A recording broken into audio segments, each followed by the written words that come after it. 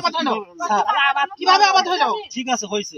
আর আপনার বিরুদ্ধে তো আরো অভিযোগ আছে, আপনি আপনার এই যে পুলিশে চাকরি করার কারণে আপনি এগুলো উল্টাপাল্টা ধামকি দিয়ে রাখেন। বলেন কেউ যদি বলতে পারে, বলেন যদি কেউ কারণ দেন। আপনি কনস্টেবল হয়ে আপনি তো অন্য কোনো কিছু করতেই পারবেন না, আপনার চাকরির বিধানাবলী তো এগুলো করার কোনো ঠিক আছে স্যার 100 বার। আপনি এখানে এসে কিভাবে স্যার আপনি যে কথাটা বললেন যে আমি ধমকি দেব, কোনো ভাই বা আমার কোনো ফ্যামিলি বা এই পাড়া বা গ্রাম ইউনিয়ন যদি বলে যে তামজিদ এই ছেলেটা এই ধরনের কিছু করছে বা তাহলে কি আমি নিজে না স্যার আপনি আসছেন ওরা কি বলছে আমি জানি না স্যার। আপনার এই স্পটে কি আমি লোক না পাঠিয়ে আমি নিজে আসছি? আপনি আসছেন ভালো হয়েছে, আপনি সরজমিনে দেখেন, সবার কাছে শুনেন তামজিদ সাহেব, আপনার লাইসেন্স বাতিল করা হয়েছে, আপনার লাইসেন্স বাতিল, সুতরাং আপনি এই লাইসেন্স দিয়ে কোনো কাজ করতে পারবেন না।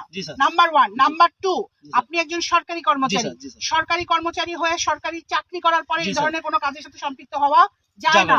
চাকরি আপনি নিজে ভালো বুঝেন, এবং আপনার বিরুদ্ধে আমরা কিন্তু এগুলো লিখিত ভাবে দিব।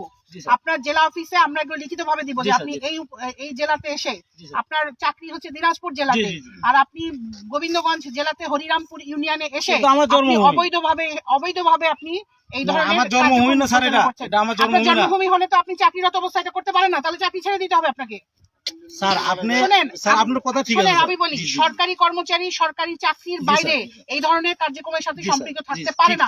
আপনার জন্মভূমি হোক, মৃত্যুভূমি হোক, যা ভূমি হোক, বুঝতে পেরেছেন?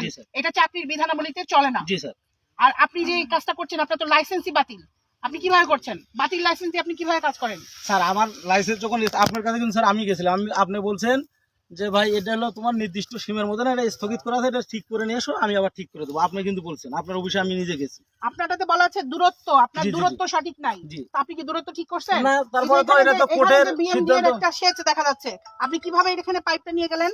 তাহলে আমার জমি এগুলো আপনি তাহলে দূরত্ব ঠিক না করে আপনি কিভাবে কাজটা করতেছেন? স্যার আপনার কথা আমি কিভাবে খুঁড়লেন? আপনার কথা ঠিক আছে স্যার, আমি সব মানলাম, কিন্তু বললো পানির কথা, যে সেচ নিয়ে যে ঝামেলাটা, আমার মুখের কথা এখানে শুনলে স্যার কোনো কাজ হবে না। আপনি সবার কাছ থেকে শোনেন, আমি কিছুই বলবো না, আপনি যা বলবেন সবার কাছ থেকে শুনবো কি শুনবো না এটা আমাদের অফিশিয়াল ডিউটি। আপনি যেগুলো অবৈধভাবে করছেন এগুলো এক্ষুনি আপনি বন্ধ করেন।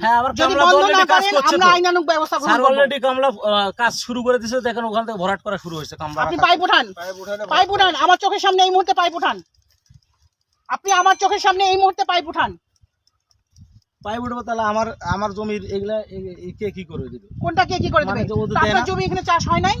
হয়েছে, এটা তো কিভাবে চাষ হচ্ছে? তাহলে আপনার পানির পাইপ তো এখনই দিলেন। দিছি তো, ওনাকে বলেন আপনি কি পানির মধ্যে এখানে পাইপের মধ্যে পানি আছে? তাহলে আপনার এই চাষটা কিভাবে হয়েছে? যদু ভাইকেই ডাকেন যে সে কি করছে। না কিভাবে হয়েছে? আপনি অবৈধ লাইসেন্স কিভাবে করবেন? তুমি 10,000 করে টাকা ধনাক দিছো, যে কওজা পানি দেয় না 11 বছর। এ কাটতে কাটতে দিলে মিথ্যা কথা বলিস কেন? তুই টাকা দিবি না, তুই মানুষ খারাপ না। আমার চোখের সামনে আপনি বাইক তোলেন।